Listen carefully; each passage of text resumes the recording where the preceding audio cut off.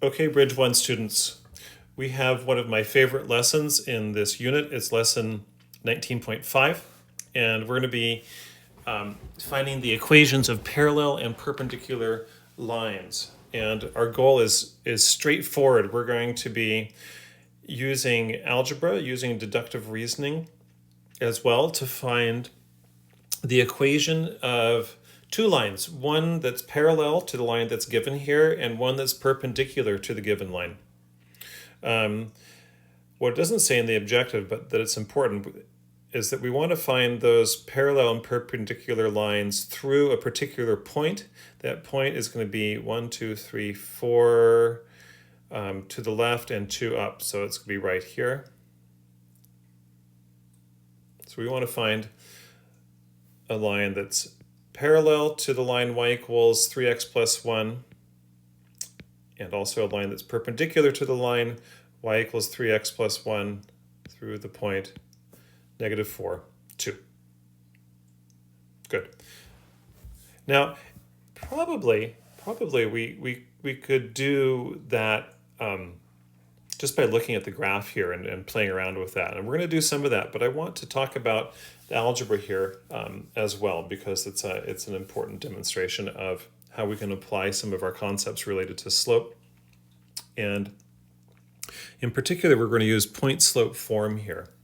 So as a reminder, we get point-slope form from the slope formula. Really, you just multiply both sides of the slope formula here by the quantity x2 minus x1, which would give you this x2 minus x1 times m equals y2 minus y1. There's some steps there I'm not showing, but if you think about that, hopefully you can see that that would work out. And the point-slope form really just comes from rewriting what we have there as y minus y1 equals m times x minus x1. So here's our point-slope form. And what I want to do is I want to first point out that, well, maybe I'll ask you to think about it. We have this line, y equals 3x plus 1. And you might want to think about what would the slope be of any line that is going to be parallel. Any line parallel to y equals 3x plus 1. And you might stop and think that our slope, it has to be the same. It has to be 3. But we don't want just any line parallel. We want a particular line, and we want the line that's at this point, -4, 2.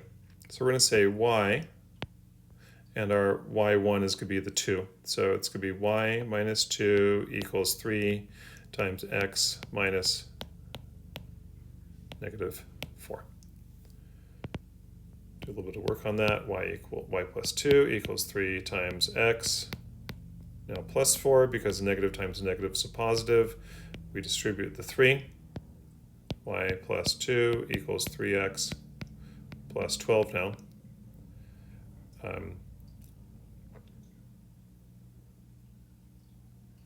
Oh, whoops. I knew there was a mistake there. This should be a minus. Okay. And here too.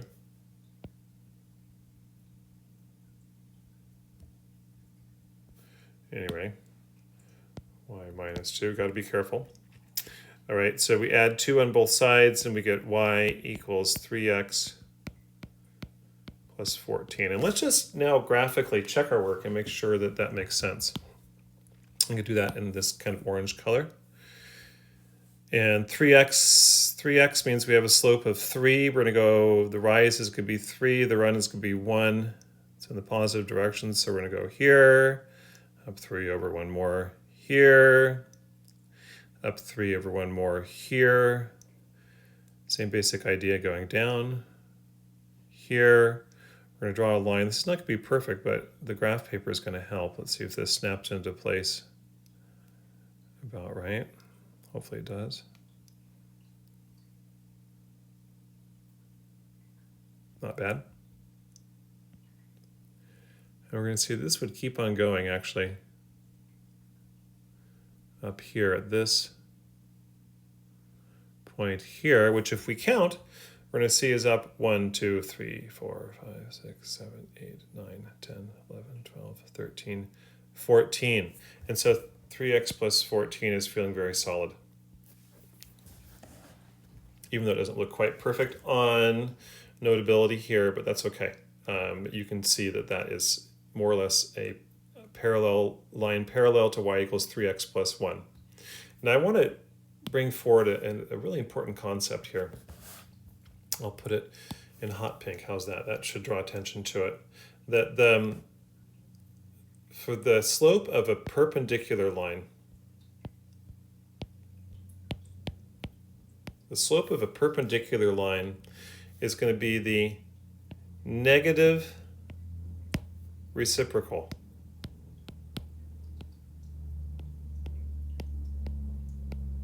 to the slope of the line we're given. The book says it a little bit different way, but I like to think about it this way.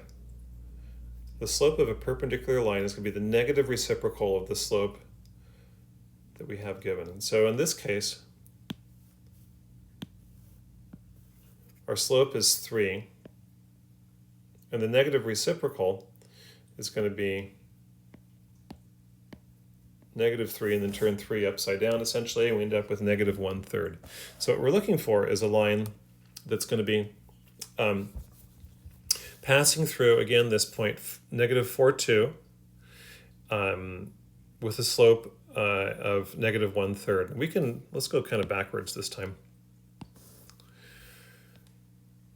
So let's go, well, y is overrun, negative 1 over 3 here. Negative 1 over 3, it's going to go here. Let's do one more point. We're going to go, again, 1, 2, 3, up 1. So that's not perfect, but it's going to come along more or less.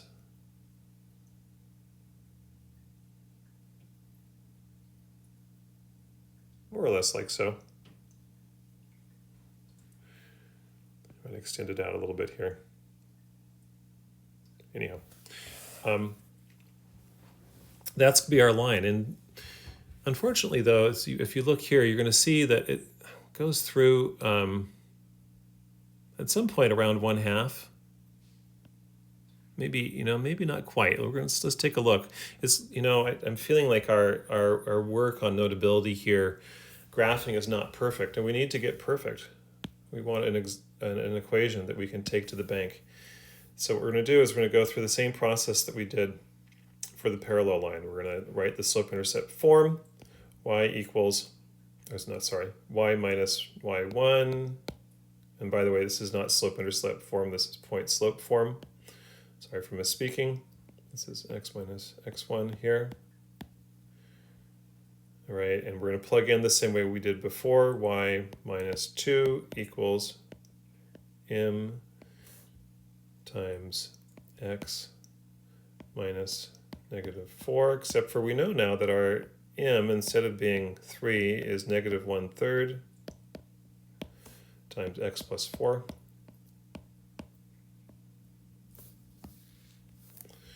And we have y minus 2 equals negative 1/3 x minus 4/3. Add 2 on both sides.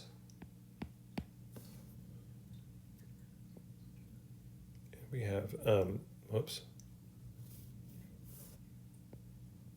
y, still have the negative 1/3 x. Now positive 2 is going to be 6/3, and so negative 4/3 plus 6/3 is going to be plus 2/3. Let's look at this here. Is that reasonable? Could that point right there be about 2/3, given that our graphing is not perfect here, as you can see, and it seems reasonable to me. And in fact, we're going to say that this is the equation perpendicular to our given line through the point negative 4, 2, our equation parallel to our given line at the point negative 4, 2 is this one, And we have achieved our objective. We have drawn lines both parallel and perpendicular to our given line through a given point using some fun algebra. And that is really all you need to know for this lesson. Have fun working with that point slope form and graphing your lines.